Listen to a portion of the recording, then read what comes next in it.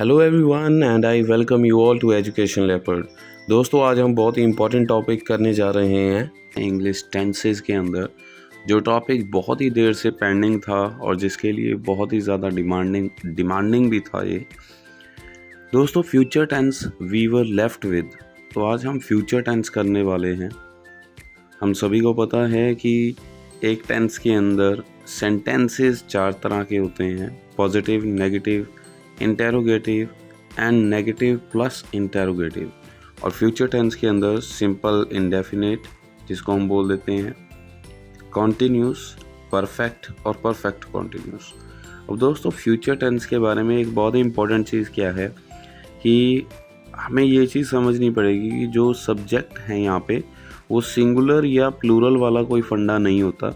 यहाँ पे आई और वी यानी कि मैं और हम ये कैरी करते हैं शेल को, लेकिन सिर्फ 2 टेंसेस के अंदर, सिंपल फ्यूचर के अंदर और फ्यूचर कॉन्टिन्यूस के अंदर। और बाकी सभी टेंसेस के अंदर जितने भी सब्जेक्ट हैं इंक्लूडिंग आई एंड वी, ये विल को प्रेफर करते हैं। तो चलिए दोस्तों, बिना किसी देरी के हम स्टार्ट करते हैं रूल्स के साथ। तो जैसा कि आप देख पा रहे हैं, सिंपल फ्यूचर टेंस ये क्या करता है, सब्जेक्ट इसके साथ कैरी करेगा विल या shall plus first form of the verb and then rest of the sentence. उसके बाद हमें एक चीज़ समझनी पड़ती है दोस्तों, हम हमेशा रूल्स तो याद कर लेते हैं, लेकिन इनकी जो पहचान होती है, रिकग्निशन होती है, वो हमें अपनी मातृभाषा में कभी नहीं आ रही होती है, जिसकी वजह से हम जब आंसर राइटिंग करते हैं या सेंटेंस बनाते हैं तो उसमें बहुत बड़ी मिस्टेक्स हो जाती हैं हमसे। अब दोस्तों, जो फ्यूचर में होगा वो सिंपल फ्यूचर है। तो रूल के हिसाब से मैंने 1-2 एग्जाम्पल्स यहाँ पे लिखी हुई हैं, आप पढ़ पा रहे होंगे। जैसे कि राम पत्र लिखेगा या मैं पत्र लिखूंगा। तो रूल सबसे पहले, जैसे कि मैंने अभी आपको बताया, विल और शेल को कैरी करता है। अब शेल किसके साथ जाएगा? आई और वी के साथ, फर्स्ट फॉर्म ऑफ वर्ब और रेस्ट ऑफ द सेंटेंस।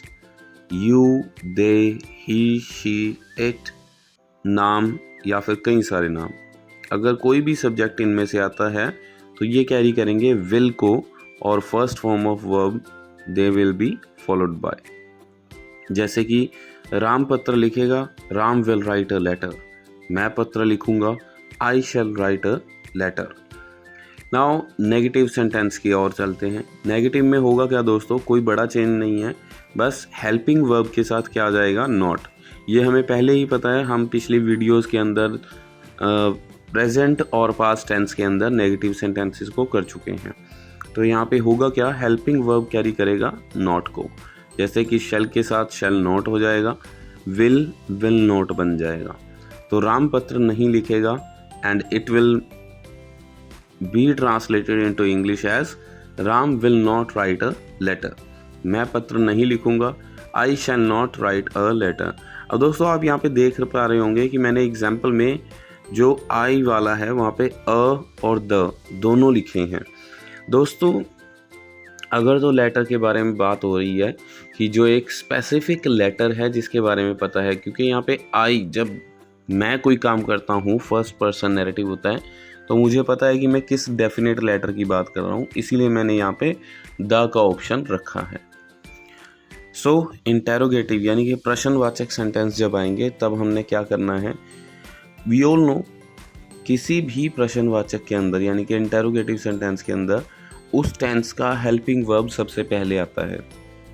जैसे कि यहाँ पे शेल है तो शेल सबसे पहले आ जाएगा आई और वी के साथ, और बाकी सारे सब्जेक्ट्स के साथ क्या होगा? विल पहले आ जाएगा। तो इसका एग्जाम्पल बनेगा, क्या राम पत्र लिखेगा? तो ये क्या बन जाएगा ट्रांसलेट होके? Will Ram write a letter. क्या मैं पत्र लिखूंगा? Shall I write the letter और अ लेटर। सो दोस्तों, लास्ट में आ जाएगा नेगेटिव प्लस इंटेरोगेटिव सेंटेंस। अब इसमें हम एक चीज़ समझेंगे कि यहाँ पे आपको याद होगा, रूल में हम आई और वी के साथ शेल कर रहे आ रहे हैं। यहाँ पे शेल का दोस्तों कोई भी कॉन्ट्रैक्टेड फॉर्म नहीं बनता है, कई लोग बोल देते हैं कि शैल का शुडंट बन जाएगा, नहीं, शैल का शुडंट नहीं बनता है। शैल के बाद सब्जेक्ट आता है, फिर नॉट लगता है। लेकिन अगर हमने कॉन्ट्रैक्टेड फॉर्म में लिखना है, जैसा कि आप सबसे पहली लाइन में देख पा रहे हैं रूल की, वॉन्ट लिखा है, WON' प्लस I और V, तो यहाँ पे हम वॉन्ट का यूज़ कर सकते हैं अगर हमने कॉन्ट्रैक्टेड फॉर्म में यूज़ करना है। और बाकी सारे सब्जेक्ट्स के साथ तो आएगा ही वॉन्ट। तो क्या राम पत्र नहीं लिखेगा? Won't Ram write a letter. क्या मैं पत्र नहीं लिखूंगा? Won't I write a letter, या फिर shall I not write a letter. So दोस्तों, एग्जाम्पल के साथ आपको क्लियर हो जाएगा, और मैं आपसे ये रिक्वेस्ट करूंगा कि जो ये एग्जाम्पल्स आप देख रहे हैं, ऐसी ही एग्जाम्पल्स खुद भी बना कर देखिए, जिसकी वजह से आपका इस टेंस के ऊपर अच्छा होल्ड बन जाएगा। नेक्स्ट टेंस आता है फ्यूचर कॉन्टिन्यूस। अब फ्यूचर कॉन्टिन्यूस में दोस्तों होता क्या है, सब्जेक्ट, जैसा कि मैंने आपको पहले ही बताया था कि आई और वी सिर्फ सिंपल फ्यूचर और फ्यूचर कॉन्टिन्यूस के अंदर शैल को कैरी करते हैं। आई और वी शैल को भी कैरी करेंगे और ये विल को भी कैरी कर सकते हैं। जैसा कि आप दोनों ही स्लाइड्स के अंदर देख पा रहे हैं, दोनों ही जो रूल्स हैं उनके अंदर देख पा रहे हैं कि यहाँ पे सब्जेक्ट के साथ शैल बी आएगा।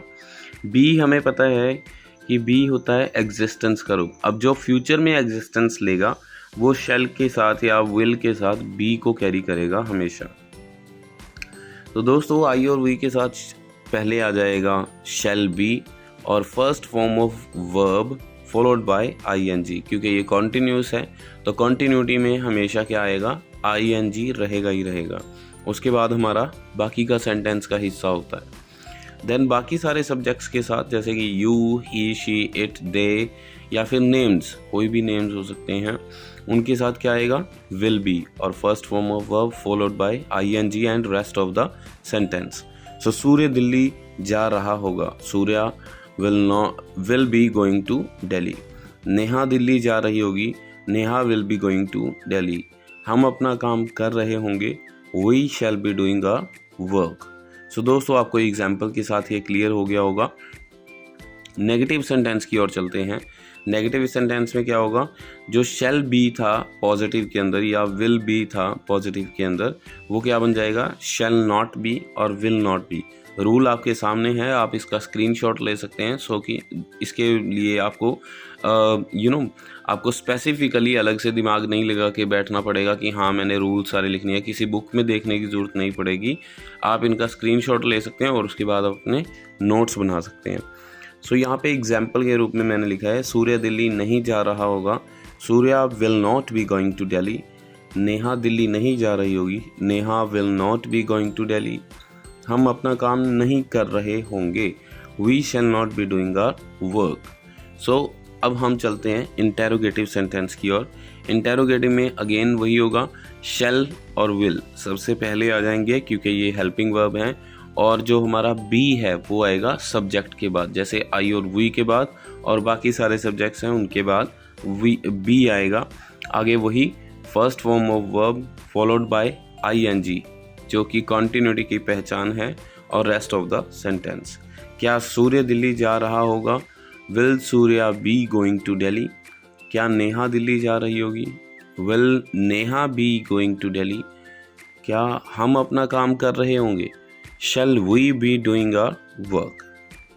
दोस्तों, एग्जाम्पल से हमें काफ़ी चीज़ें क्लियर हो जाती हैं। कई बार हमें रूल समझ में नहीं आता है उस हिसाब से जैसे आना चाहिए, तो हमें एग्जाम्पल से इसकी जो स्ट्रक्चर है उसको समझना होता है, और साथ ही साथ हमें अपनी भी एग्जाम्पल्स बना के देखनी है ताकि हमें ये टेंस अच्छे से आ जाए। तो मैं ये बार बार कहूँगा कि आप अपनी एग्जाम्पल्स ज़रूर बना के देखें।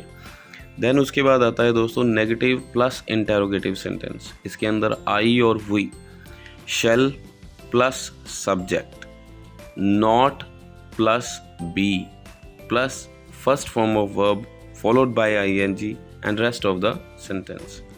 अब यहाँ पे आप देख रहे होंगे कि शैल सब्जेक्ट नॉट बी है, तो इसको शैल की जगह वॉन्ट भी ही बना सकते हैं। वॉन्ट आई और वी ये भी बन सकता है, और बाकी सारे सब्जेक्ट्स के साथ तो आएगा ही वॉन्ट, जैसा कि आप रूल में देख रहे हैं दूसरे वाले में। क्या सूर्य दिल्ली नहीं जा रहा होगा? Won't Surya be going to Delhi? क्या नेहा दिल्ली नहीं जा रही होगी? Won't Neha be going to Delhi? क्या हम अपना काम नहीं कर रहे होंगे? Shall we not be doing our work? या फिर ये बन जाएगा won't we be doing our work? So दोस्तों, मैं आशा करता हूँ कि आपको सिंपल फ्यूचर और फ्यूचर कॉन्टिन्यूस का तो यहाँ पे क्लियर हो गया होगा। प्लीज़ एग्जाम्पल्स की प्रैक्टिस ज़रूर कीजिएगा। अब दोस्तों, इसके बाद साथ ही आप विद इन 24 आवर्स आपको दूसरी वीडियो भी मिलेगी फ्यूचर टेंस की, जिसके अंदर हम फ्यूचर परफेक्ट और फ्यूचर परफेक्ट कॉन्टिन्यूस को कवर करने वाले हैं। सो मैं आशा करता हूँ इस वीडियो से आपको काफ़ी कुछ सीखने को मिलेगा। बस मेरी एक ही रिक्वेस्ट है कि प्लीज़ प्लीज़ प्लीज़ प्रैक्टिस ज़रूर कीजिएगा और इस वीडियो को लाइक, शेयर एंड कमेंट ज़रूर करके जाइएगा और अपने दोस्तों के साथ ज़रूर शेयर कीजिएगा। Thank you very much. This is Deepak Verma signing off. जय हिंद।